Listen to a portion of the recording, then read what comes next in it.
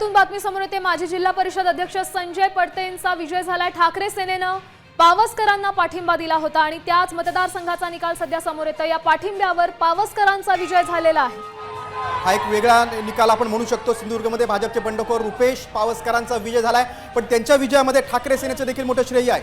माजी जिल्हा परिषद अध्यक्ष संजय पावसकरांना ठाकरे सेनेनं पाठिंबा दिला होता, त्यांना मोठं बळ मिळालं होतं आणि म्हणूनच त्यांचा विजय झालेला असं आपण म्हणू शकतो।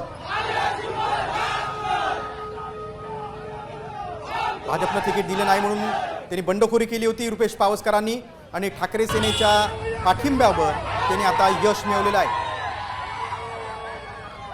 खरं तर ठाकरे सेनेच्या पाठिंब्यावर भाजपचाच माणूस हरणं जिंकणं हे खरं तर मोठी गोष्ट आहे, कारण ठाकरे सेनेच्या पाठिंब्यानंतर भाजप बंडखोर रुपेश पावसकरांचा या मतदारसंघात विजय झालेला। सिंधुदुर्गात भाजप बंडखोर रुपेश पावसकर यांचा विजय झालाय। माजी जिल्हा परिषद अध्यक्ष संजय पडतेंचा त्यांनी पराभव केला। ठाकरे सेनेनं या उमेदवाराला पाठिंबा दिला होता। भाजपमधून आल्यानंतर तिकीट मिळालं नाही म्हणून ते ठाकरे सेनेत आले आणि ठाकरे सेनेच्या पाठिंब्यावर त्यांनी विजय मिळवला।